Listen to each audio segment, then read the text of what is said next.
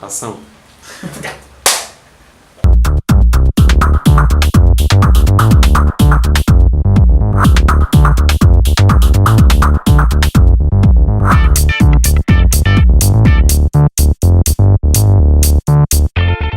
Então, pra começar, a gente queria saber por que você escolheu a EBA. Cara, eu fiz arquitetura antes, né? Então tinha um camarada que era o André Betlin, que já estudava arquitetura, ele era 2 anos mais velho que eu, meu amigo de infância. Aí em 90, ele entrou em 90 na FAO, e aí eu fui pra FAO.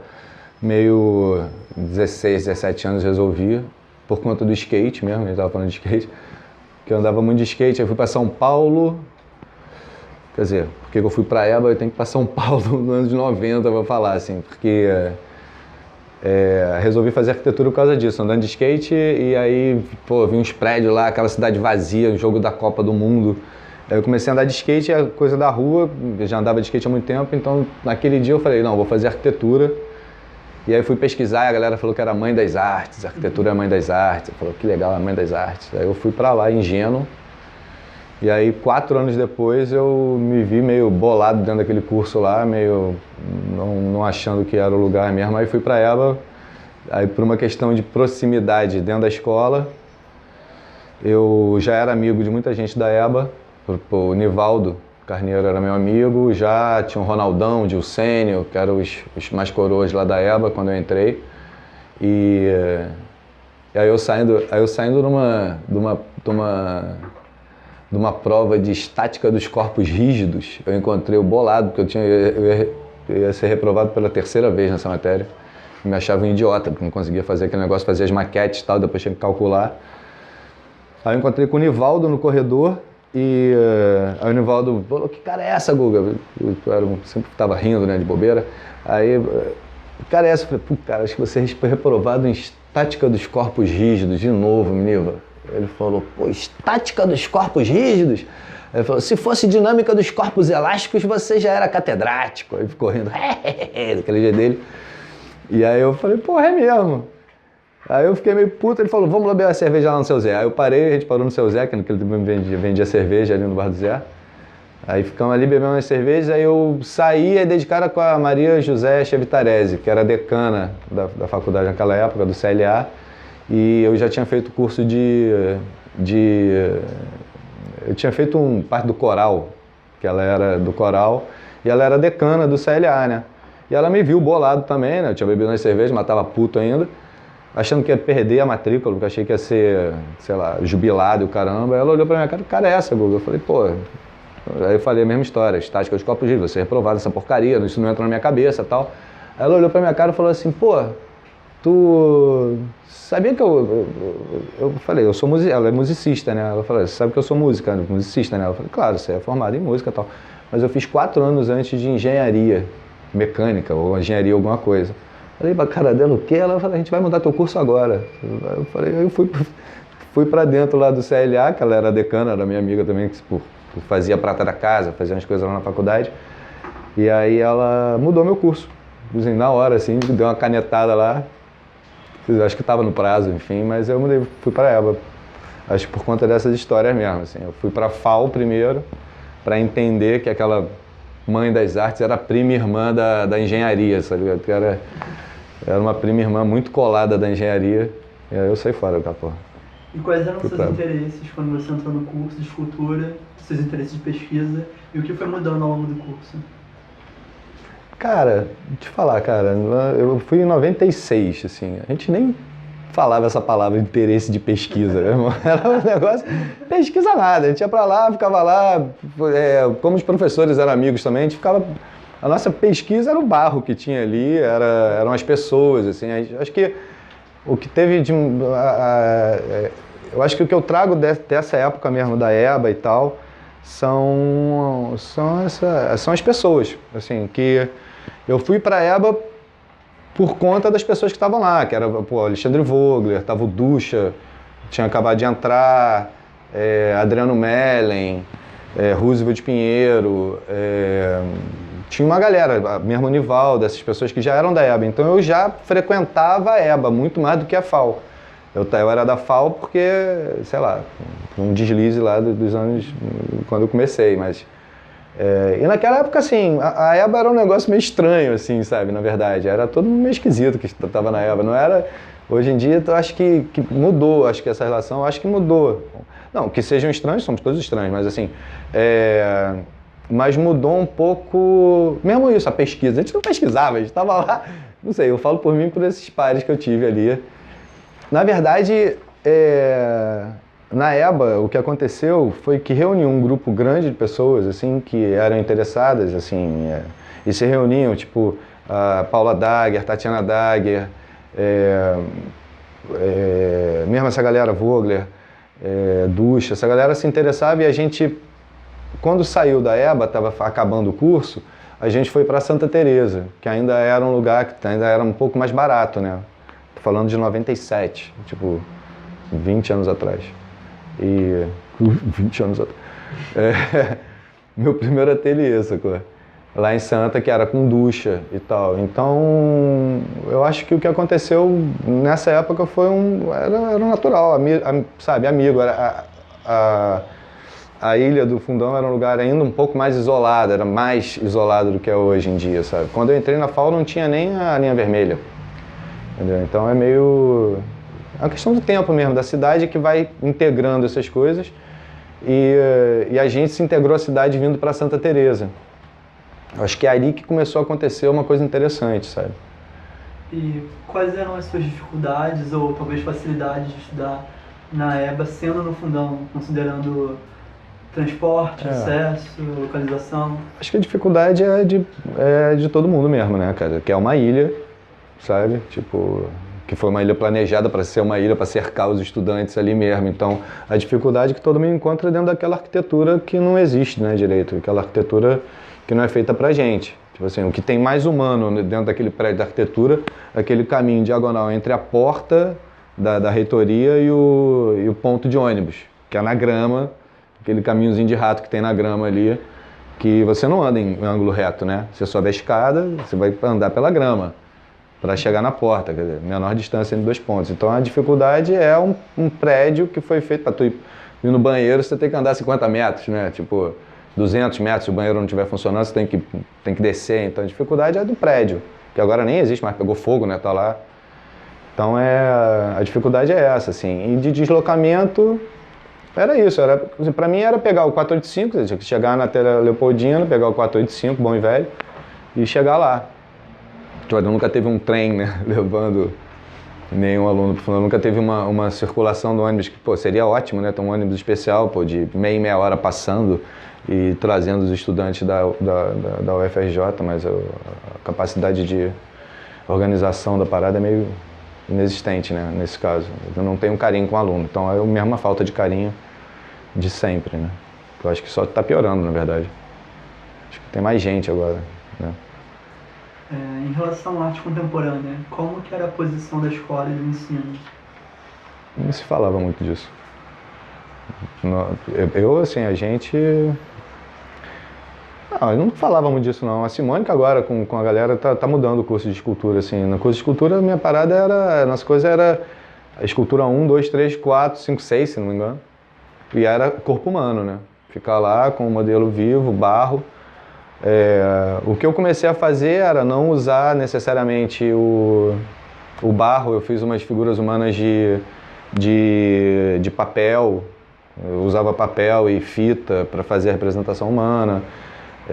Em vez de fazer uma figura só, a gente fazia vários croquis de coisa. A gente tinha uma aula de capoeira, então ficava fazendo croquis de capoeira. Então a gente foi mudando um pouco. Eu tive a sorte mesmo de ser aluno do Nivaldo, que era meu amigo mesmo, e da Simone Michelin, assim. Coisas mudaram, na verdade, assim, porque, por exemplo, eu fui fazer escultura porque meu pai já fazia escultura. Ele era médico, mas o hobby dele, desde que eu me entendo por gente, era a escultura. Então, hoje em dia, eu trabalho com as ferramentas que eram do meu pai, sacou? E para mim, sempre tive muita facilidade para a escultura. Então, aquilo para mim era fácil, olhar e modelar. Então, desde criança, eu faço isso. Minha família lá em Minas tem uma olaria, então eu sempre brinquei com barro, então isso sempre foi muito natural para mim. Mas, na verdade, essa transição para esse olhar mais da contemporaneidade, acho que se deu naturalmente, porque a gente era, né, atual, né? Tipo, a gente estava fazendo arte para aquele momento que a gente vivia, para aquelas dificuldades que a gente estava vivendo, né? Para a sociedade daquele momento, como é até hoje. Então, acho que essa mudança veio muito, sei lá, pensando, quer dizer, o meu trabalho de formatura em escultura foi uma performance, então eu acho que isso já foi que é a coluna, que eu, sei lá, a gente estava no bosquinho, eu subi numa árvore, tirei uma foto de cima e falei, galera, se encaixa aí, faz tal pose, que é um encaixar no outro assim, como se fosse levantar o outro e só mostrando a coluna. E aí era uma performance que eu fiz, fotografei, escrevi um texto lá, e que a ideia era eu fazer uma escultura toda com a coluna vertebral e que fosse um dragão chinês, sabe? Cada vértebra era levada por um cara. Só que eu me dei conta que ia ser caro para comprar isopor para fazer isso, ia dar um trabalho do cacete. E que também a gente já tinha essa escultura no nosso corpo. Então eu acho que a mudança para mim foi aí, e que também foi junto, isso foi 2000, isso acho que foi 2000, e um pouco antes o Vogler veio com a proposta da Atrocidades Maravilhosas. Porque foi uma conversa, assim, a gente ia e voltava, né, desse 485, volta e meia a gente se encontrava na Leopoldina e voltava meio junto. E nessa época tinha muito outdoor, né, hoje em dia está proibido, né, mas tinha muito outdoor e tinha muito... A Avenida Brasil era toda coberta por outdoor. E tinha uns outdoors absurdos, assim, tipo... E aí, a gente conversando disso, ele propôs esse negócio do Atrocidades, que foi ele já estava no mestrado, fazendo mestrado, e foi uma parte do mestrado dele. E eu acho que é aí que a gente atentou para essa necessidade de interferir na cidade, sabe? A gente ingenuamente achava que a gente produzindo 5.000 cartazes, a gente ia causar um estardalhaço na cidade, né? Só que a gente, botava um cartaz no dia seguinte e já tinha arrancado todos os cartazes, sabe? Eu colei, meu trabalho era a coluna, eu colei o negócio da coluna num muro que eu não sabia que era da Conlurb. Então o negócio demorou 4 horas para ser arrancado, trabalho de quase 1 ano. Mas ficou lá, durante essas 4 horas passou mais gente do que se ele estivesse dentro de uma galeria de arte. Então essas eram as nossas questões, entendeu? Primeiro que não tinha um mercado de arte, se você voltar a 99, 2000... você não vai encontrar ali a Gente o Carioca, você não vai encontrar, várias galerias que surgiram depois, sabe? Era um campo muito mais fechado, o campo das galerias de arte contemporânea no Rio de Janeiro, 2000, 2001. A gente não tinha realmente espaço, então a gente foi inventando os espaços. E os espaços passaram a ser a cidade. E aí Santa Teresa entrou no jogo também. A gente foi meio agente gentrificador de Santa Teresa, de uma certa forma, ingenuamente, né? Porque quando se reuniu, quer dizer, tinha um ateliê que era eu, o Ducha, o Alexandre Przewodowski e o André Bettman. Então era um ateliê. No outro estava Alexandre Vogler, Geraldo Marcolini, Clara Zúñiga, Ana Paula Cardoso, Arthur Leandro passou por lá quando estava fazendo mestrado, o Adriano Mellen, André Amaral. É uma galera que quando reuniu essa galera toda, e aí quase deu merda, né? Tipo, a gente começou a fazer coisa na rua mesmo, sabe? A gente fez o Roosevelt também estava perto desse ateliê. Foi uma época de falta de espaço, e ao mesmo tempo a gente foi abrindo espaço dentro do nosso bairro mesmo, que era uma coisa natural. A gente se encontrava, ia no ateliê, um visitava o outro. Aí o Ducha, em 2001, a gente já tinha feito Atrocidades Maravilhosas. Eu continuei fazendo coisa na rua também, o Vogler também, o Romano também, Ronald também, botando todo mundo no mesma onda. O Ducha continuou fazendo e fez o Cristo Vermelho. Pra mim tipo, as palavras lacrou. Tipo assim, o cara, meu irmão, ele era escalador. Naquela época não era luz de LED, né? Então era bem aquela coisa de botar a luz. Ele escalou, ficou lá dentro com a galera. Eu tava no fundão, quando ele me ligou, no celular tava eu e Helder lá num Fusca velho dele lá, no fundão. E aí ele me ligou e falou: "Aí, Guga, dá uma olhada pro Cristo." Aí um pontinho vermelho, filha da puta, ficou vermelho! E aí, tipo... E aí foi quando a gente começou a tentar pro para a potência da interferência urbana como comunicação com essa galera, sabe? E com essa galera que eu digo, com todo mundo, porque você abre um campo, né? Então começou aí, com o Ducha e com o Vogler, a gente trabalhando junto o Atrocidades. O Ducha participou também do Atrocidades. Vem cá, quer aparecer? Vem cá. Com Atrocidades e tal. E foi um grupo muito grande que foi, naturalmente, a parada foi rolando, entendeu? Tipo, acho que a gente não estava atento, na verdade. A gente foi muito distraído nessa. E ao mesmo tempo isso foi bom, porque a gente também não tinha peso nisso, entendeu?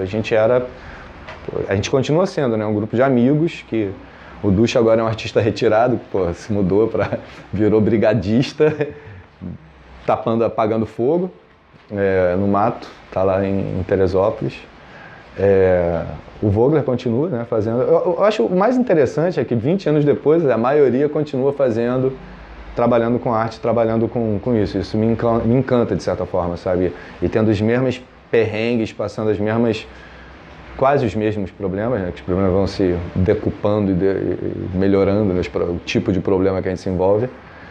Mas eu acho o mais encantador de tudo isso porque um grupo grande de amigos continua um grupo grande de amigos e fazendo coisas, sabe? Amigos e amigas fazendo coisas nesse sentido dentro dessa cidade. E aí isso é uma coisa que, sei lá, isso vem da EBA mesmo. Vem desse negócio de estar ilhado, né? De realmente ter que estar lá. Durante um dia a gente chegava lá 9h30 da manhã e saía 6 horas da tarde, quando não dormia no alojamento. Eu já acordei em cima do prédio lá do fundão, lá, acordei meia-noite, dormi, acordei meia-noite na laje do fundão. Coisas assim aconteciam, era interessante, assim, tipo... Quer dizer, a universidade, né? Serve pra isso, pra gente jogar e ver qual é.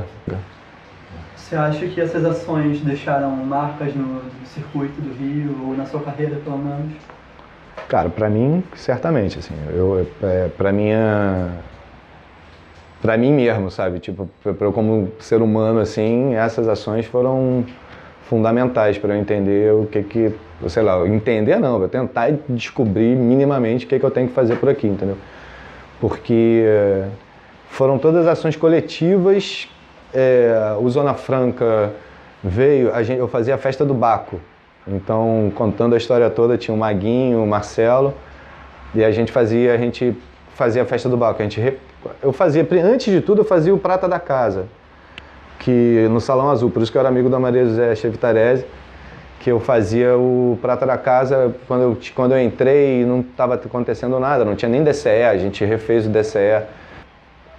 E eu acho assim, começou no Prata da Casa porque eu era convidar as pessoas para fazer o que queriam, né? Então já era uma coisa que já vinha disso em 93, 94, já era uma coisa que já fazia sentido. O Zona Franca foi porque a gente arrumou uma sala na fundição, quer dizer, eu arrumei com Perfeito Fortuna depois que a gente fez a festa do Baco.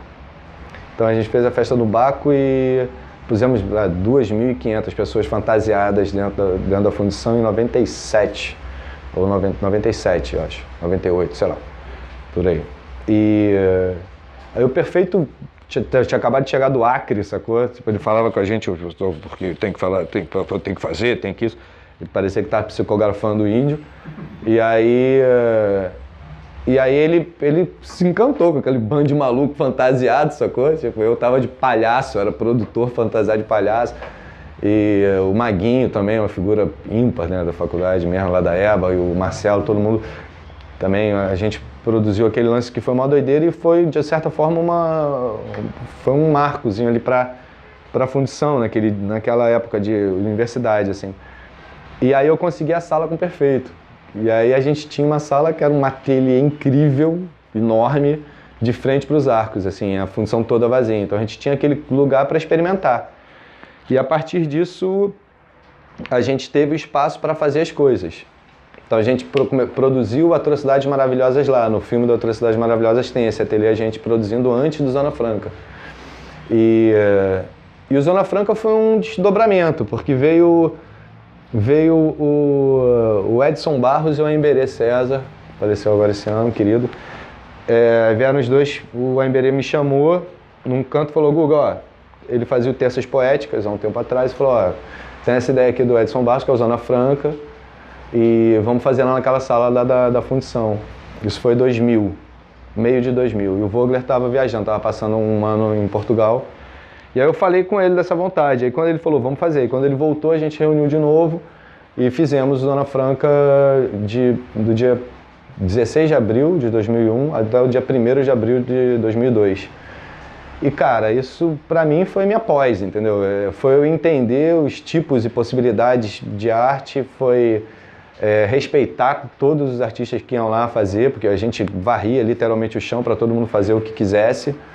E ao mesmo tempo que respeitava era uma zoeira, porque tinha a nossa chave principal. Quando você não estava gostando muito da coisa, você podia ir lá e pá, desligar a chave mecha, pum, blackout, pá! Era uma briga. Geralmente quem fazia isso era o Ducha ou o Adriano, que eram da produção, mas era uma brincadeira, na verdade. A gente começou a testar o nosso limite. O Ronald fala isso numa coisa. Eu lembro uma vez que tava assim, não estava acontecendo quase nada. Aí quando não estava acontecendo muita coisa, o Emberê ficava pelado, ficava andando pelado, tinha uma piscininha. E a gente era o piscinão de Zona Franca, que foi na época do piscinão de Ramos, quando refizeram, então a gente tinha o piscinão de Zona Franca. E aí quem quisesse ficava lá tomando banho na piscina. E aí o Ronald me pega, ele tava meio bêbado, ele pegou uma corrente e começou a rodar no meio do negócio. E aí começava a dar mais corda na corrente. Então teve uma hora que tava todo mundo, tipo assim, ele passando a corrente, passando aqui na nossa cara. A gente ficava testando um ao outro. Aí todo mundo começou a tacar lata no Ronald, pra ele parar com aquele negócio, todo mundo começou a atacar o Ronald. Mas era um teste pra gente. Isso pra mim foi, porra, você perguntou, como artista foi fundamental, como produtor ou inventor de arte hoje em dia aqui no Rio de Janeiro, foi isso, gerou Atrocidades, quer dizer, o Atrocidades gerou isso, gerou o Zona Franca, e o Zona Franca gerou o Alfândega, que foi no Cais do Porto, e agora ano passado eu fiz o Quatro Quina também, lá na esquina da Gentil, então é tudo... Eu acho que é sempre a tentativa de abrir espaço no meio desse negócio, a gente vai abrindo espaço aqui, abre frente e vamos tentar fazer alguma coisa no meio disso, né? Porque, pois mesmo assim, não dá pra contar com nada. Você acha que a EBA soube orientar os estudantes em relação ao mercado e ao circuito de arte? Pô, como eu disse, cara, naquela época eu acho que nem tinha um mercado ou um circuito de arte aqui no Rio tão, quer dizer, minimamente formado como está hoje em dia, né? Aí se você for ver o Rio de Janeiro, se for ver São Paulo, já é outro mercado de arte, que é um outro universo, sacou? Então acho que, no caso, eu acho que a EBA naquela época acho que apontava mesmo para você é escultor, vai fazer escola de samba, entendeu? Tipo, é isso, assim, era uma coisa meio, era muito a técnica, o que eu gosto pra caramba, porque tinha a ver com o que eu fui trabalhar uma vez no barracão, meu irmão, pra nunca mais. Fui fazer um negócio de soldadinho para Natal, do negócio de Joãozinho 30, para nunca mais voltar para trabalhar em barracão de escola de samba, uma questão minha mesmo. Não conseguia trabalhar naquela demanda e naquela coisa. Aí você faz escultura, tá linda, vem um aderecista, acaba com aquele negócio. Porra, cola lantejola, colore, aquela porra toda. Você buscou alguma formação complementar, algum curso por fora? Cara, quando eu saí da FAO e fui pra EBA, eu fiz assim, tipo 6 meses só pra ver se era isso mesmo, né? Fiz com um branquinho na escola Maria Tereza Vieira, lá no centro, mas depois da EBA não. Acho que é isso, acho que o que virou minha escola foi o Zona Franca, assim, sabe? Tipo, pra mim foi minha pós ali, cara, porque foi um ano de muita troca e, sabe, de entender o outro e de entender as diferenças e vamos que vamos e com muita felicidade mesmo de estar junto de uma galera boa. Então acho que aquilo dali foi meio que... E depois, cara, eu acho que o que faz mesmo a escola, sei lá, eu trabalhei com alguns artistas, né? Eu trabalhei com o Neto durante um ano, sei lá, ou então ia fazendo coisas esporadicamente com ele. Já fui arte finalista de alguns artistas. Aí você vai entendendo o que é que tu tá afim de fazer e o que você não tá afim de fazer, né? Então acho que a EBA, é isso, assim, ela também, coitada, não tinha nem como pedir da EBA esse preparo, porque hoje em dia é isso, sei lá, a Simone também é da mesma galeria que eu, era minha professora, então a gente continua passando menos perrengue com essa história de mercantilizar a arte, ou de qualquer, sabe, de venda, ou ganhar dinheiro com isso, né, mas fazer uma vida disso. Mas aí quando é isso, tipo, eu pensei, o primeiro ateliê que eu tive foi há 20 anos, então eu tô há 20 anos vivendo disso, única exclusivamente. Então, de alguma forma, tem como viver disso, né, tipo, passa uns perrengues. Você chegou a participar de alguma exposição organizada pela EBA, um Bienal, um salão da EBA? Não, Assim? não. Engraçado. Não, também não... É isso também, né? Não tinha muito, assim. Quem produzia as paradas de lá era a gente mesmo. Então a gente participei de coisas que a gente fez, assim. A gente fez, antes de fazer o Zona Franca, a gente fez a Boa, por exemplo, que era na fundição também. E que nisso eu convidei artistas, junto com o Maguinho, junto com os outros produtores, convidei artistas da PUC, da EBA toda mesmo, artistas do Rio, para fazerem uma coletiva na Fundição Progresso, que era bem vazia na época, entendeu? Então a gente ocupou a fundição algumas vezes com essas propostas. A festa do Baco, a primeira que a gente teve apoio financeiro até da EBA. Foi incrível. Foi o dia que eu vi mais dinheiro na vida naquela época. Tipo, para pagar o perfeito, né? Além de você, tinha outros grupos que estavam interessados em fazer outros tipos de coletivos na época?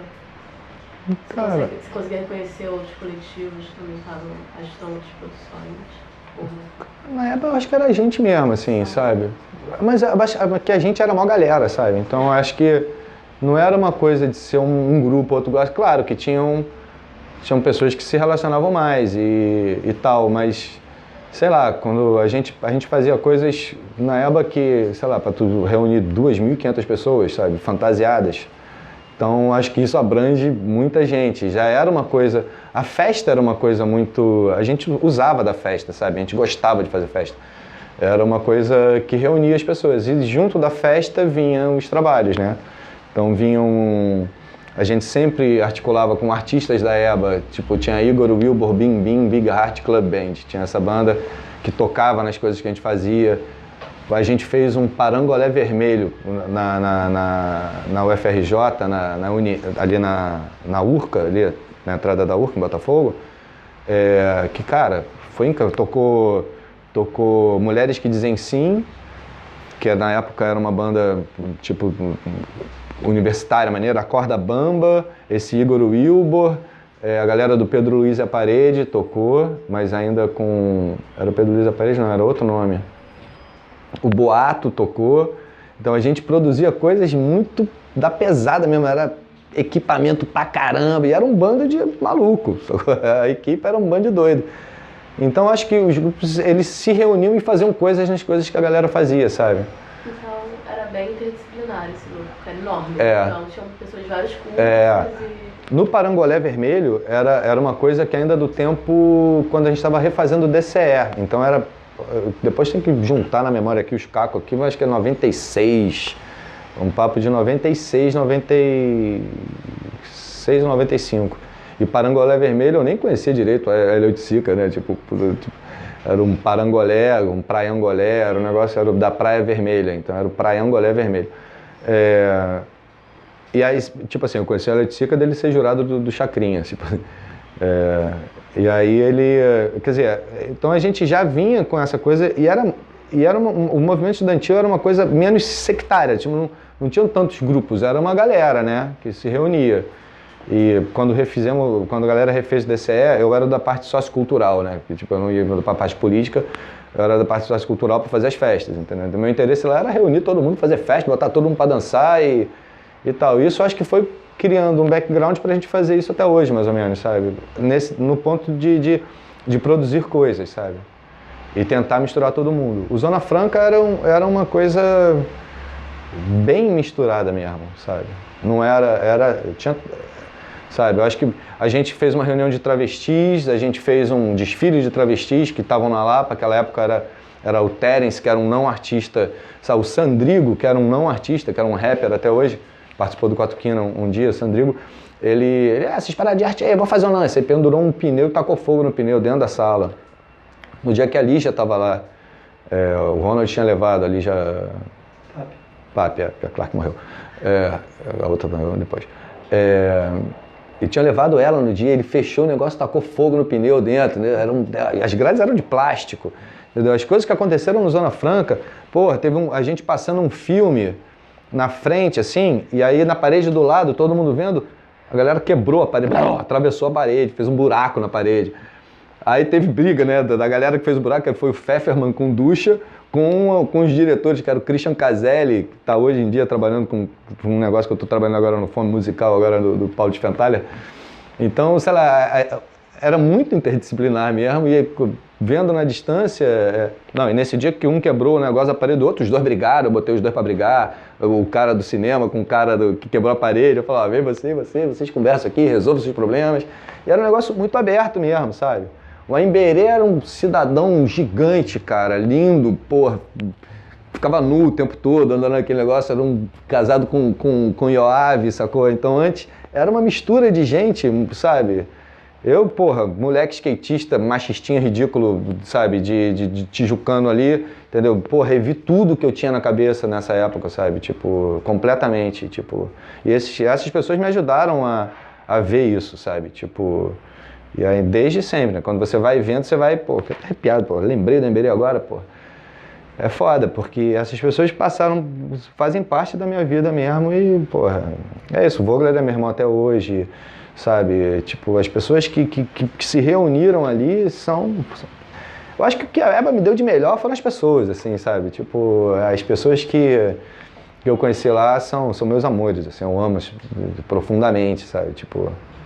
Eu posso dar uma lista de 50 nomes aqui que são igualmente, porra, sabe, amados e amores e potências, sabe? Porque eu acho que a parada é essa, cara. Você vai pra EBA, você não tá pensando em ganhar dinheiro, você não tá pensando em porra, não, tu tá ali porque tu tem que estar ali, entendeu? Então, brother, tá aí, meu irmão, se reúne com gente que é boa, sabe? Vê mesmo, olha dentro do olho das pessoas e fala, meu irmão, vamos. E aí vai todo mundo andando, sabe? Você andar sozinho na rua é uma coisa. Quando tu anda com tu e mais 4 amigos em volta, tu já fica mais forte, aí vai andando, entendeu? Eu acho que hoje em dia, sei lá, são coisas difíceis de falar, mas assim, hoje em dia tem um sectarismo básico dentro dessas instituições ou da possibilidade de andar junto, já tem um sectarismo que afasta, eu acho. Em vez de juntar, você afasta. Não, você é isso, você é aquilo, você anda com ele, entendeu? Tipo assim, você pode falar disso, você não pode falar disso, entendeu? Então, acho que esse tempo a gente tinha menos esse... Não é um controle, porque assim, a gente discutia mesmo. Um chamava de viado, não xinga o outro de viado. Vai tomar no cu, tomar no cu é bom, entendeu? Aí tu vai refazendo essas paradas. Isso foi com a Iberê, sabe? Coisas que são fundamentais, que vem enraizada com a porra da alma, né? Que a gente tem torpe, poluída, e a gente vai tentando, né?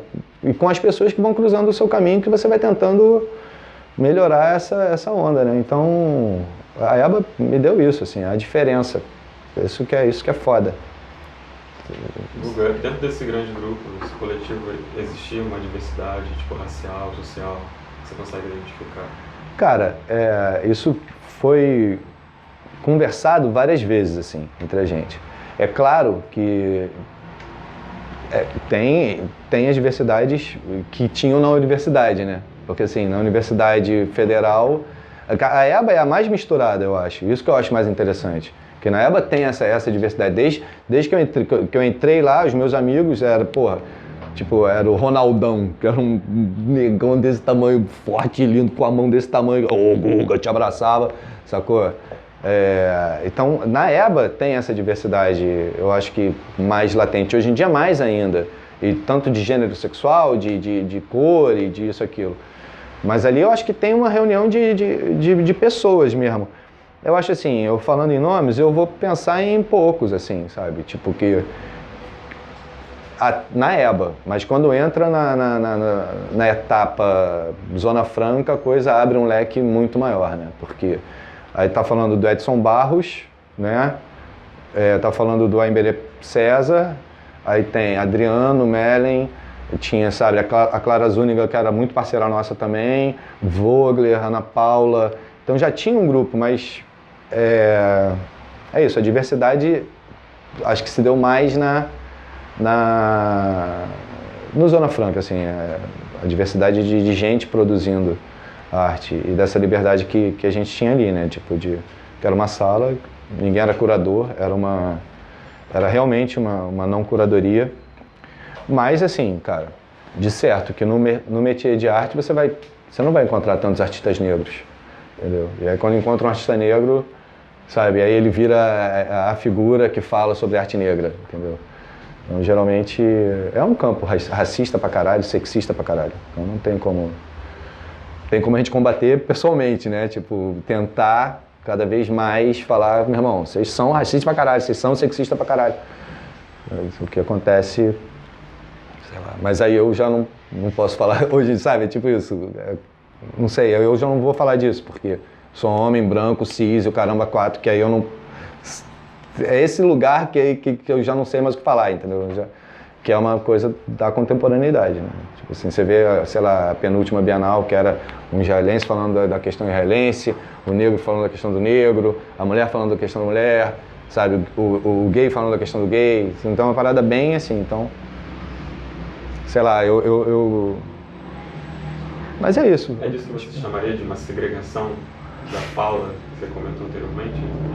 Cara, mas eu acho que isso também é balela, não dá pra se falar assim, porque eu também posso falar o que eu quiser, né? Eu só vou ouvir, se eu falar o que eu quiser, eu posso ouvir o que eu não quero, né? Então eu acho que é uma... Eu não posso falar sabe, do silenciamento, não tem como falar disso. Eu acho que eu posso falar do que eu quiser, só que, assim, hoje em dia, quer dizer, hoje em dia não, acho ótimo, porque hoje em dia, que devia ter sido há muito tempo, a gente tem que realmente prestar atenção. Minha mãe sempre falou uma coisa, tipo assim, quando tu não tem nada bom pra falar, não fala merda nenhuma, entendeu? Então assim, prestar atenção que você não tá falando só pra falar, olha como eu sou legal, como, sabe, eu penso nisso. Não, todo mundo pensa nisso, tem que pensar nisso. Você não pensa, é um imbecil. Então você falar que pensa nisso, você tá querendo falar que tu não é um imbecil, entendeu? Então não precisa você falar que tu não é um imbecil. Então acho que tem gente que tem mais propriedade para falar disso do que eu, assim, sobre a segregação ou sobre o silenciamento de fala, assim, sabe? Eu tive uma experiência que eu posso falar pessoalmente sobre o lance que rolou na história da Maré, né? Então, do movimento negro que se revoltou contra o trabalho de um dos artistas, que era o do Rafuco, e que, de certa forma, não deu visibilidade para o trabalho dos outros artistas que estavam lá e que eram da Maré também. Então, por uma questão de julgamento. Acho que hoje em dia é mais sensível, tem que ser mais sensível para tratar das coisas, sabe? Tipo, eu não sei se o Rafuco esperava aquela reação, porque dentro do pensamento dele, ele estava fazendo um negócio, ele estava sendo claro ali, junto com os outros artistas que estavam lá, que também tinham artistas negros, um da Cidade de Deus, outro artistas da Maré também, que viram ele produzir aquilo e produziram quase junto aquele trabalho, mas quando ele é colocado num lugar de exposição, e aí você fala, o cara é branco e ele, sei lá, tem 800 mil visualizações, ele é isso, ele é aquilo, tem muita visibilidade e ele foi atacado. Assim, eu não estou na pele para falar do trabalho do Rafuco, eu estava do lado do Rafuco, na verdade. Entendeu? E eu também fui estilizado no dia que eles entraram no HO e falaram. Então é toda uma questão muito nova, quer dizer, não é nova. Uma questão que agora realmente tem que ser dita, né? Tem que ser trazida à tona, tem que ser debatida, tem que... Eu acho que tem que se perder o lado, né? Todo o lado de quem, entendeu? Eu acho que o lado todo tem que ser a humanidade, sabe? Eu acho que a humanidade tem que estar se ajudando. É naif falar isso, mas assim, eu acho que todo mundo tem que estar do lado de todo mundo para essa porcaria que a gente está vivendo hoje em dia. Então, sei lá, hoje em dia, eu não sei se eu tenho um trabalho que é a cidade dormitório. São beliches para dormir na rua. Eu nunca dormi na rua, não sei, sabe? Bêbado num Réveillon na Ilha Grande. Mas isso para mim é um fato. Sei lá, eu por andar de skate, desde que eu me entendo por gente, eu sempre vi gente morando na rua. Eu acho que isso não é natural. Entendeu? E eu quero falar disso. Eu ponho a minha imagem dormindo na rua, a minha imagem rendido. São coisas que eu nunca passei, mas que me afetam enquanto artista, enquanto ser humano. Então eu acho que eu tenho que ter como falar disso, entendeu? Mas é isso, tem que ter como falar disso, tem que ter muito cuidado para falar de coisas que são delicadas realmente, entendeu? Então eu acho que é um ponto muito importante a mais que a gente tem que levar em consideração na produção artística atual, sabe? Você falou da cidade dormitório, tem a questão também dos moradores de rua que usaram a obra para dormir e depois ela foi retirada. E aí como é que ficou a situação deles? Você tinha um projeto de levar isso à frente, de levar para outros lugares? Na verdade, é uma sugestão de mobiliário urbano, né? Então, a questão é essa. O que foi, doida? É uma sugestão de mobiliário urbano. Então, já era planejado... Olha o fio aí. Ô, doida. Já era planejado de ficar 4 meses, né? E a tentativa era que eu conseguisse arrumar um lugar para botar depois e instalar ela fixa e deixar. Durante a estadia da peça lá, já tiveram umas questões, sei lá, primeiro, assim, eu instalei o negócio e logo depois eu tive que viajar e passei, acho que 1 mês e meio fora. E durante esse tempo que eu estive fora, eu sei que chegou a prefeitura falando do negócio, falando, acho que minimamente pedindo um dinheiro para o negócio ficar ali, entendeu? Ah, tem licença, não tem licença, vou fazer vista grossa. E como estava eu, o Márcio também estava viajando na época, e aí a gente deu de migué e ninguém deu dinheiro nenhum e ficou lá durante um tempo. Esse trabalho, eu gostaria realmente que isso fosse levado à tona, mas assim, na mesma época surgiu nos bancos de praça uma haste no meio. Então, para as pessoas não dormirem, né? Então, eu acho que é inviável uma prefeitura pegar então, era mais uma provocação, entendeu? Esse trabalho é bem uma provocação mesmo. Mas... que também, assim, eu não sou ingênuo, quer dizer, eu não sou ingênuo, eu sou um artista, né, cara? Tipo, eu não sou ingênuo de querer, não, vou resolver o problema do morador de rua botando isso aqui, para eles dormirem, sabe? Eu acho que isso é para apontar, e a cidade dormitório já é uma questão, né? Porque assim, é uma questão, das cidades dormitórios é uma questão de arquitetura, para a gente falar sobre uma coisa, as pessoas passam muito mais tempo no transporte, né? Indo de um lado para o outro, pagando dinheiro aí para os barata da vida, do que em casa. Se você pensa uma pessoa que passa 3 horas e meia para ir, sabe, sair de Queimados para vir trabalhar no centro e voltar, vale às vezes mais a pena ela dormir na rua. Assim. Essas questões, antes de botar o trabalho, eu conversei, quer dizer, desde de moleque, né, andando de skate, eu conversei com moradores de rua, por andar de skate na madrugada, o cara tá dormindo, a gente acorda ele, reclamar, e depois ficar rindo da gente cair. Então eu sempre tive uma relação com as pessoas que estão na rua, porque eu estava sempre na rua, andando de skate. E nunca, pra mim não é natural isso. Como nunca vai ser natural a gente escutar tiro aqui, né? Como nunca vai ser natural gente morrer porque tá indo pegar um baseado no morro. Então, não é... São questões que eu tenho que falar porque me incomodam realmente, que a vida inteira me incomodaram. E você montou também no México esse trabalho. Como é que foi lá? No México teve que ser mais baixo. Porque falaram de terremoto. Mas eu falei, porra, gente, vocês estão de caô, vocês estão querendo gastar menos material, porra. Eu queria fazer de 8 andares mesmo, mas aí o negócio é que a galeria era baixa, 8 andares ia ficar mais alto que a galeria quase. Aí fizemos de 4 andares, com uma estrutura mais grossinha, e fiz também na Antuérpia. Da Antuérpia foi a mais estranha, porque na Antuérpia não tem essa situação de morador de rua. E a Antuérpia é bem uma porta de entrada, de imigração, e eu não tinha me atentado nisso quando eu fiz, assim. A gente fez para a Europalha, foi eu, Ronald, foi também, o Vogler foi também para essa exposição. A gente fez para a Europalha e aí eu e o Vogler fizemos uma interferência na rua e mostramos trabalhos dentro da galeria. Eu fiz a cidade dormitório lá e lá foi o único lugar que ela foi vandalizada. Quebraram as grades algumas vezes, eles me pediram para, em vez de ser de madeira as grades dos 4 primeiros andares, ser de ferro, porque eles estavam vandalizando. Então achei isso muito doido também, né? Porque Antuérpia, né? Um lugar, porra, primeiro mundo, rico pra caramba, roubaram diamante da porra toda. Então quando você põe lá, ela foi vandalizada. E ficou linda, ficou, porra, montada com maior perfeição, ficou bonitão.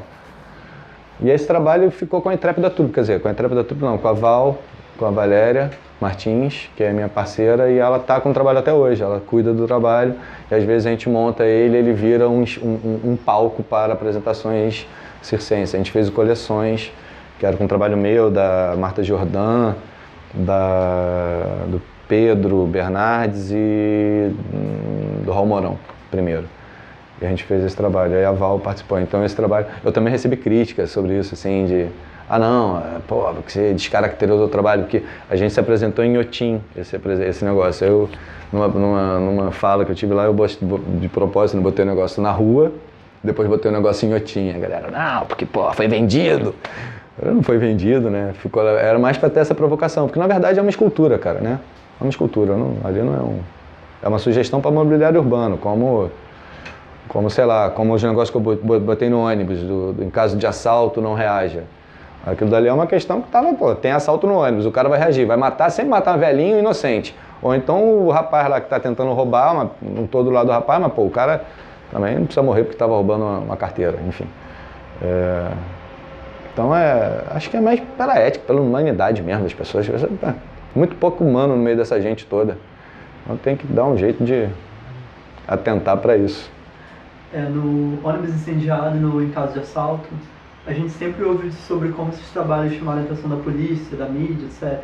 Mas como eles foram recebidos pelo meio artístico? Cara, o ônibus incendiado, quer dizer, eu fiz em 2003, né, cara, esse ônibus, assim, porque por uma necessidade mesmo, que tacaram fogo no 410 e era um ônibus que passa aqui na porta da minha casa, que é um ônibus que eu sempre circulei, que sei lá, se minha mãe estivesse indo para casa da minha irmã de ônibus, estaria dentro desse ônibus, entendeu? E morreu uma senhora dentro, não teve tempo de sair, morreu carbonizada dentro do ônibus 410 na frente do Dona Marta. Então isso me chocou muito, eu fiquei um tempo para fazer esse trabalho. No caso da polícia, a polícia só levantou uma bola, né, cara? Porque vem o Ricardo Alac, que dali amigo do Garotinho, de uma galera aí muito, muito boa. Vem o Ricardo Alac falar que vai pesquisar o meu trabalho, vai investigar se eu tenho relação com crime, né? Se eu tenho relação com crime ou não. O cara foi e falou isso, aí o jornal foi falar isso, aí me procuraram, o jornal O Dia me procurou para falar, eu falei, pô, você tá na sua casa, você escuta um tiro, você tem relação com o crime, você não pode ligar para a polícia, tá tendo um tiroteio aqui, entendeu? Eu cresci na Tijuca, entre Borel, entre Salgueiro, Casa Branca, Formiga, entendeu?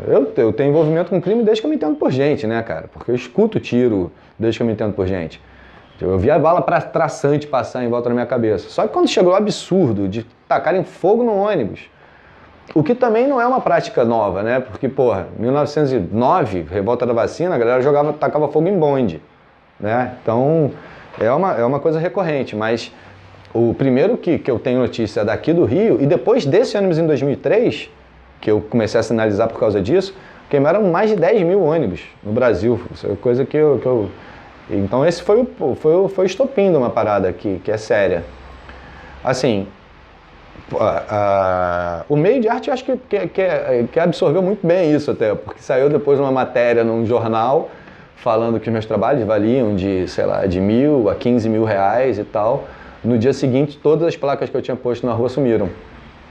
Então, que a galera foi e roubou.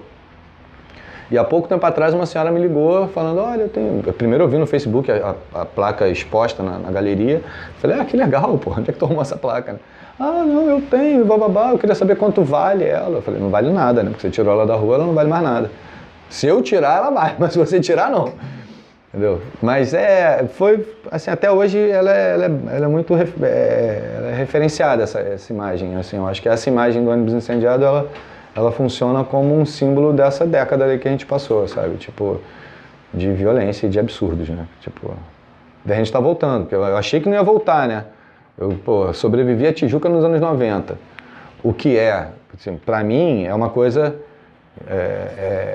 séria. Eu perdi amigo, sei lá, pela polícia, mas assim, mas o que é sobreviver um mês dentro de uma comunidade deflagrada em guerra? Tipo, sei lá, o que é sobreviver um mês? Então as pessoas vivem em áreas assim. Então, tipo, por exemplo, a minha residência na Maré me deu a dimensão disso, entendeu?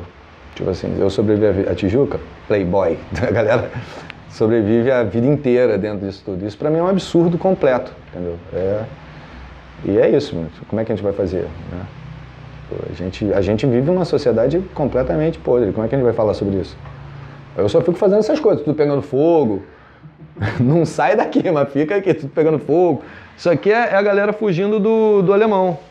eu parei lá aquela imagem da Globo e fiz os Existências. Então, é meio isso, assim, não tem muita outra coisa para falar, sabe? Quando te chamam para expor numa galeria ou no museu esses trabalhos que você faz na rua, o que você costuma fazer? Você leva um registro, leva uma cópia, leva o próprio trabalho? Tem algumas coisas que... Por exemplo, teve uma placa do ônibus incendiado que eu nunca expus a placa, né? Tipo, eu nunca tirei uma placa da rua, eu já tirei a placa da rua e vendi, isso eu já fiz. Até via galeria mesmo, mas assim, quando o Felipe Scovino me chamou para fazer participou de uma curadoria lá em Belo Horizonte, por exemplo. Escavando Futuro. Escavando Futuro. E aí ali eu mostrei a linha de Sal Grosso, a foto do céu aqui no Rio Comprido. Então são as formas que eu tenho para mostrar esse trabalho, né? Tipo, não tem como fazer uma linha de 1 tonelada também, site específico, não tem como fazer. E também, assim, isso são registros, sabe? E a placa do ônibus incendiado, eu expus a placa do ônibus incendiado, só que eu refiz a placa, eu fiz ela maior, para não ser não criar falso patrimônio, digamos assim, sabe? Não criar uma placa de ônibus. Então eu fiz ela de 1 por 1, até a cópia dela tá ali embaixo, depois eu mostro. Porque eu fiz como pintura mesmo em adesivo, sabe? Eu cortei o adesivo e refiz a placa. E aí expus também a placa da limusine, que é uma placa que eu nunca pus na rua, só que eu tenho uma placa de 2 por 1, que é uma limusine incendiada. Então quando ele me pediu para expor, eu exponho isso, assim, geralmente.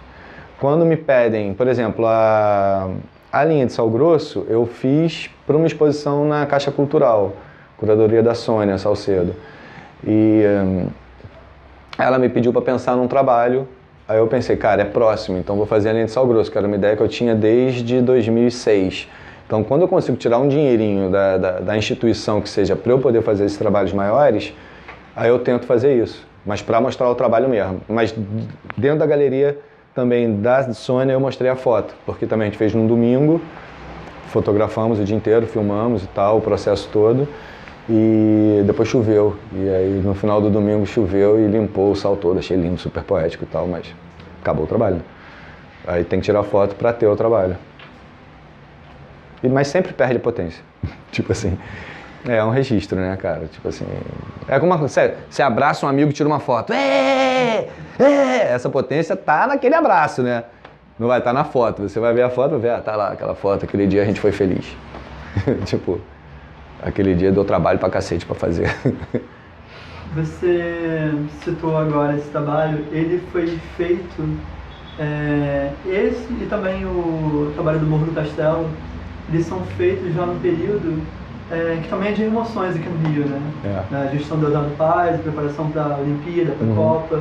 Você pensou nisso? Você vê uma relação entre esses dois momentos do início do século XX, essas emoções, essas emoções mais recentes? Totalmente, assim, eu vejo uma relação, eu não, na verdade, foi mais distraído do que isso, assim, tipo assim, a parada acabou acontecendo porque eu sempre tive essa curiosidade do Morro do Castelo, assim, sabe, sempre pra mim foi, sei lá, eu tenho uma revista, eu tinha, sei lá, de 89, ou 90 e pouco, e tem uma foto de eu com um grupo de amigos na frente da igreja de Santa Luzia, sacou? E aí o mar batia ali, e atrás era o Morro do Castelo. Então eu tenho uma relação com aquele espaço ali, aquele vazio, né, com aquela esplanada que foi criada, desde 15 anos de idade, porque eu andava de skate ali tudo, nos monumentos que tem ali e tal. E eu sempre soube da existência desse morro.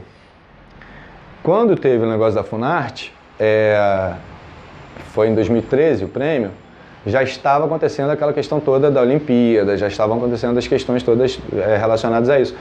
Mas eu sempre entendi o Morro do Castelo e a Prefeitura do Pereira Passos como o início dessa degradação da cidade do Rio de Janeiro, né? Quer dizer, dessa tentativa de europeização e que a gente sempre foi, né, feito por lá de fora, né? Primeiro Pereira Passos estudou em Paris, engenharia, depois volta ao Quero Fazer, a Boulevard Paris dos Trópicos, beleza. Me abre aquela Avenida Central lá, tira o cortiço de todo mundo, sabe? Tinham casas, naquela época eram casas multifamiliares, as cabeças de porco, né? As clássicas cabeças de porco. Então você desaloja muita gente e já fala, você pode ficar aqui no morro, entendeu? Pode ficar aí no morro durante um tempo. como moradia provisória, durante um tempo até hoje, 100 anos depois, né? Veio isso, depois veio Carlos Sampaio com projeto de derrubada. Primeiro, 1904 já era para uma, sei lá, para uma questão lá de feira mundial. 1921, que foi 22, foi a centenário da independência, sei lá, não sei essas datas, mas era por aí. E sempre é externo, né? Quer dizer, então a Copa também é um movimento de você... o que aconteceu na Vila Autódromo amanhã eu devo dar um pulo lá. É atroz. Você tinha 300 famílias morando lá, agora você tem 20 casas que parecem uns containers, assim, é triste, é horrível. Você ver quão o Estado é opressor, né?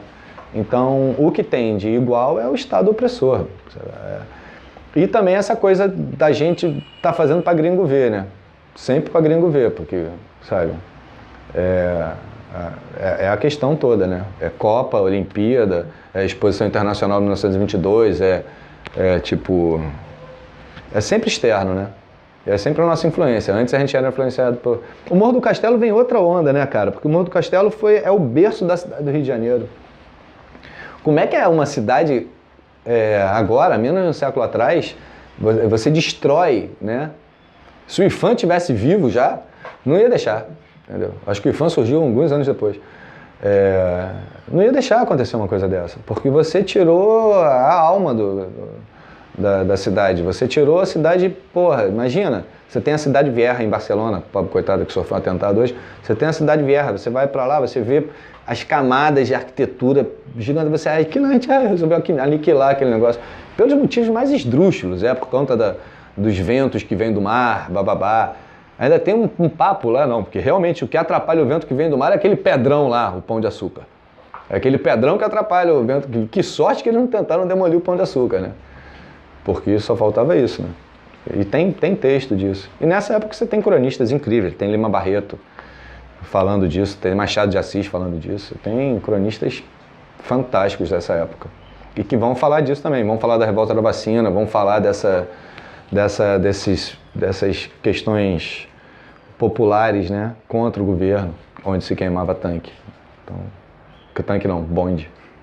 Não, tem um lance de um tanque, porque eu acho que foi na revolta das carnes verdes, ali na Gamboa, na Pequena África, eles tombaram um bonde, tacaram fogo, botaram uns postes assim, fingindo que era um tanque. Então a polícia chegava na esquina e olhava, ih, caralho, os caras estão com um tanque. E todo mundo sabia que não era um tanque, porcaria nenhuma. Mas tem essa história, assim, tem a cidade, tem um livro que fala isso, o Bogrão me prestou um livro desse.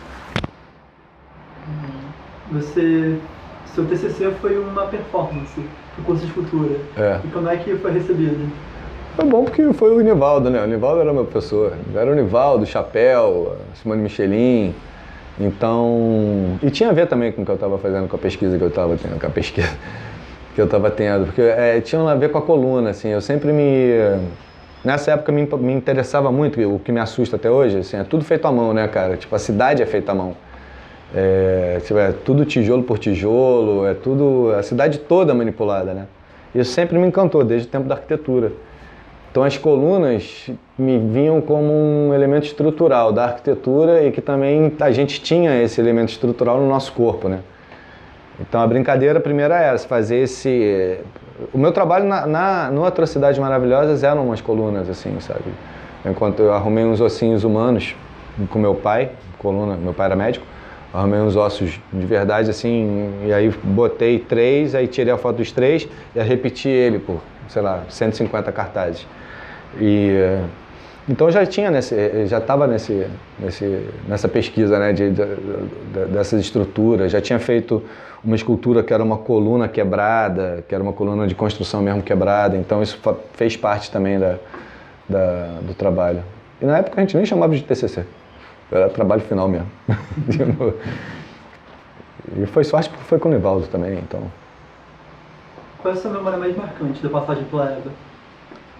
Puta, mais marcante? Cara, não sei, brother. Não sei, a mais marcante de todas, assim, eu não sei. Eu acho que, assim, a festa do Baco, na fundição, quando Sim, a gente estava meio... Era uma extensão da EBA, né? Assim, era uma coisa por causa da EBA. E eu acho que quando chegou eu, Maguinho, assim, a gente chegou na janela, olhou para fora ali da fundição, cara, a gente viu uma fila dali da entrada até os arcos, assim, cheio de gente bonita, feliz e contente, fantasiada, brincando, sabe? Na fila já. Isso para mim foi muito foda, assim, de ver a coisa. E porque aí eu acho que começou a... Por exemplo, esse momento que eu falei do Ducha, de estar lá, porra, dentro da Ilha do Fundão, e o Ducha me ligar com aqueles celulares enormes que a gente era época, e já, olha pro Cristo, vê um pontinho preto, eu falei, vermelho, eu falei, caralho, tu fez isso, sabe? Eu acho que essas questões, quando a gente conseguiu, eu acho que foi mais quando eu consegui me dar conta que a coisa era séria mesmo, sabe? Que a gente pode atuar na cidade, sabe? Eu acho que esse momento foi o mais... Foram alguns que se repetiram, mas foi quando... Eu acho que ainda continua, sabe? Acho que continua vindo essas ondas de felicidade, sabe? Quando você vê uma galera produzindo, sabe? Tipo, arte ainda hoje em dia, e fala, pô, eu conheço esse cara desde esse tempo, sabe? Eu conheço esse cara, pô, eu vi isso aí começando, sabe? Vi esse primeiro desenho rolando, sabe? Então eu acho muito bom. Como é que foi essa migração para stencil e lambe e a questão da escala, da reprodutibilidade, vindo no curso de escultura? Porque eu sei que ninguém nunca ouve essa aula nunca vai ter essa aula também, mas assim, como surgiu isso? Qual foi a vontade? Qual foi o primeiro grande lambe? Eu acho que foi a história meio foi essa que eu falei do Atrocidades, sabe? Do Atrocidades Maravilhosas. O Lambe Lambe por ser uma mídia usada pela publicidade. O que a gente queria criar era um ruído, sabe? Tipo, era uma coisa que era uma publicidade que não vendia nada, entendeu? Tipo, o trabalho do Vogler era o que os detergentes fazem com as mãos de uma mulher. É a foto de uma mulher abrindo a vagina reticulada com aqueles detergentes, com aquelas unhas grandes, sabe? Então, sei lá, podia ser... Ele fez um outro trabalho que é Base para Unhas Fracas, que é uma imitação de uma publicidade. O negócio que eu falo até na Atrocidade, naquela época rolava um outdoor, que era uma menina deitada numa cama com a bunda arrebitada, uma bunda linda, né, digamos, uma bunda tipo assim de 5 metros, que era um outdoor, e escrito, transforme seu bumbum num pompom. Olha que porra é essa, transforme seu bumbum naquilo dali. Pô, se eu fosse um adolescente, tivesse aquilo na frente da minha casa, eu nunca ia sair da janela, ficava olhando aquela bunda o dia inteiro. E era uma bunda de, sei lá, 5 metros. Aí aquilo me afetava pessoalmente. Eu falei, porra, essa menina de 10 metros aí, porra. E quando passava, tava lá aquela menina lá, enorme, uma bunda enorme, escrito, transforma sua bunda num bumbum num pompom. Eu falei, isso é muita arte, né, porra? E isso sucessivamente. Tinham outros outdoors, porra, terríveis, entendeu? Então, eu acho que essa transformação para o Lambe Lambe veio através disso, porque a gente queria usar uma mesma técnica que era usada por publicidade, para confundir, entendeu? Eu acho que era uma coisa dessas. E depois, naturalmente, assim, o ônibus incendiado são adesivos de 10 centímetros, sabe? E eu não vandalizo a placa, eu só colo o adesivo. Se não te incomodou, você arranca o adesivo porque a placa está lá igual. Então, são criadas novas estratégias para a coisa. O Ducha, por exemplo, quando botou o Cristo Vermelho, a parte física, material da coisa, era uma coisa que ele levou enrolado num tubo, que eram umas gelatinas vermelhas para botar na iluminação. Então, acho que são estratégias E foi quando a gente começou a usar a estratégia também de jogar as coisas meio que assim, o Ducha botou o negócio no Cristo e descendo do Cristo ligou para o JB, né? O falecido Jornal do Brasil. Ligou e falou, ó, dá uma olhada pela janela aí, o Cristo tá vermelho. Ligou pro JB e pros amigos, inclusive eu que tava no fundão, eu falei, caralho, o Cristo tá vermelho! Sabe, tipo... Então é isso, acho que as estratégias foram mudando. Mas a primeira que a gente usou foi o Lambe Lambe, porque era o que tinha na mão, sabe? Tipo, eu tinha um amigo que também, as escalas dos meus trabalhos foram mudando, também tinha um amigo que era o Cristiano, ele tinha uma coisa chamada Factory Digital, era um birô de impressão. Então eu pensava numa coisa para mim ficar muito fácil. Crica, quero fazer uma foto, foi ali no Rio Comprido, tirei a foto do céu, quero fazer essa foto de 6 metros por 4. Beleza, chega aí, vamos fazer. Ele é amigo meu, então eu ajudava, arrumava trabalho para ele. Ele fazia de graça para mim. Porque senão eu não teria grana para fazer esses trabalhos, sabe? Tipo, e aí ele fazia de graça, eu fazia muito barato.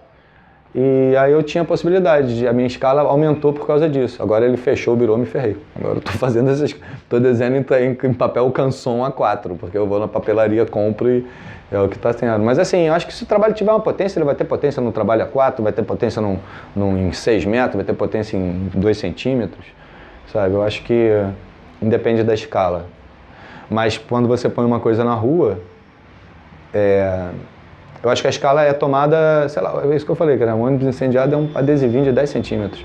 E quando a gente pôs os cartazes, era quase uma inocência nossa, né? Tipo assim, é o que eu falei, vamos colar 5 mil cartazes na rua, não vai ter quem não veja. Pô, nem viu porra nenhuma.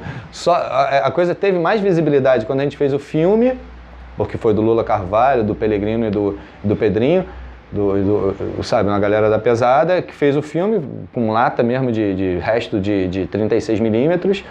E, pô, o Lula Carvalho hoje em dia, pô, assinou o Robocop lá fora, Cidade de Deus 1, Cidade de Deus 2, é um parceiro nosso que deu visibilidade para esse trabalho, entendeu? E os meus trabalhos muito se repetiram por conta da publicidade depois que eles tiveram.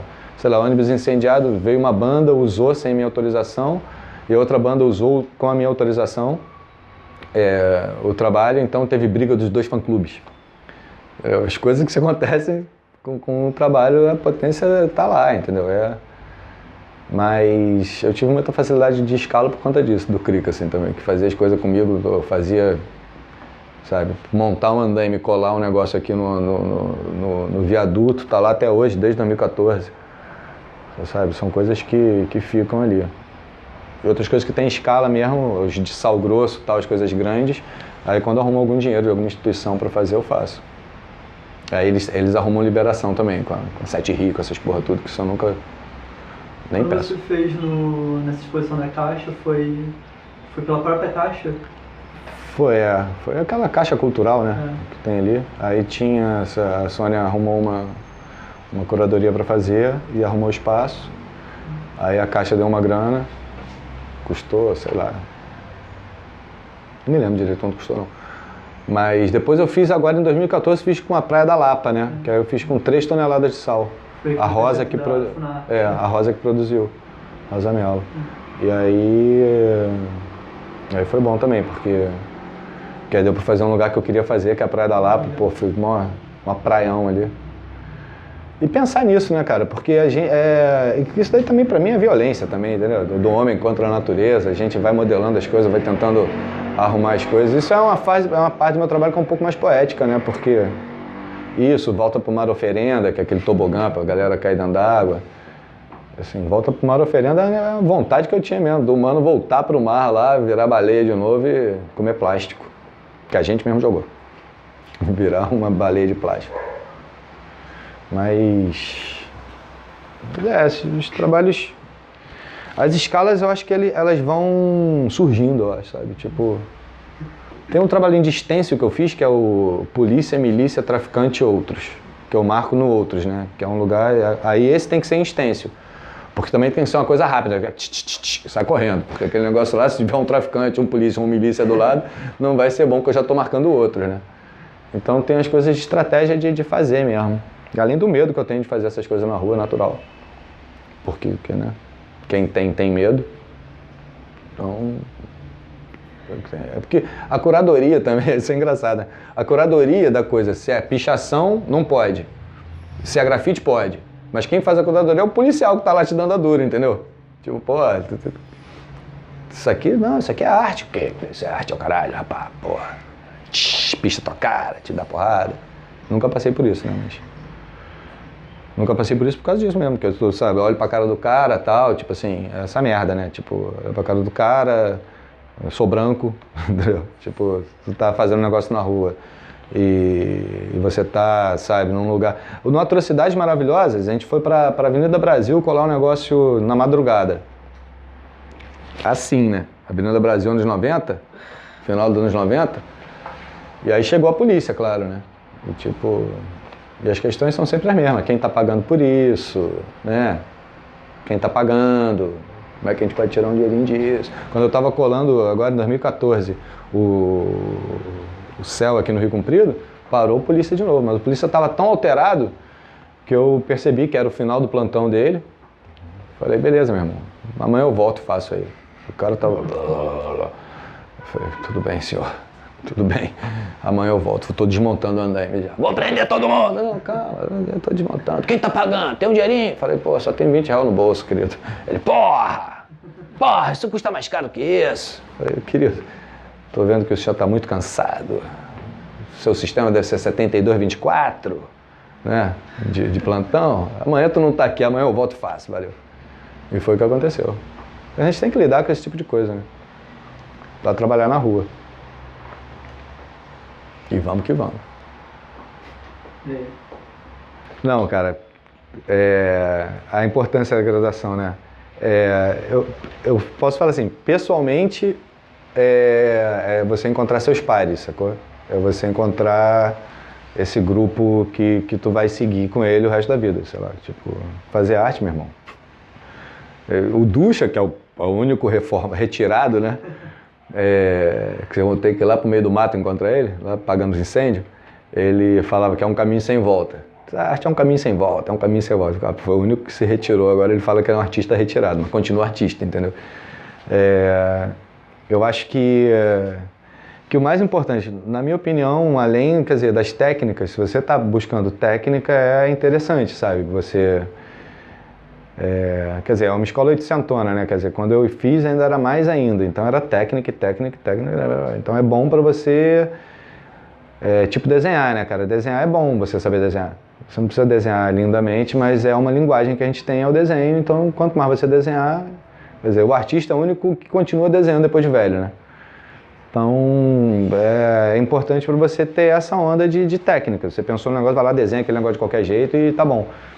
Mas eu acho que o mais importante é encontrar os pares, assim. Para mim, pessoalmente, o mais importante é você encontrar a galera que você vai não só se identificar, tu vai trocar, você vai amar, você vai brigar, tu vai tudo, mas tu vai estar lá do lado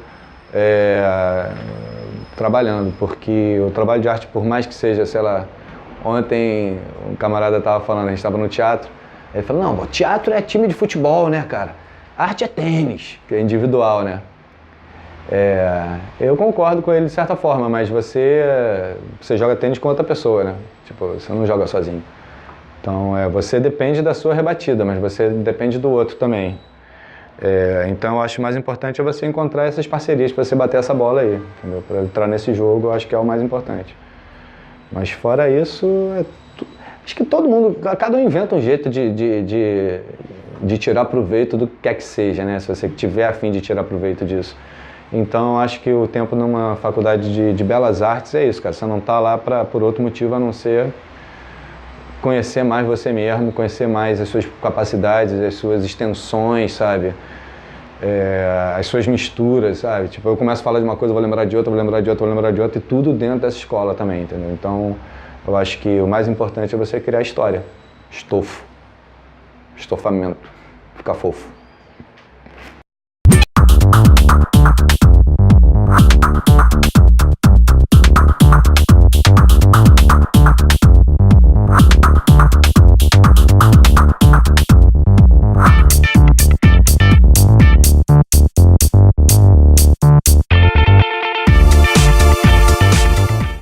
Falei pra cacete, hein?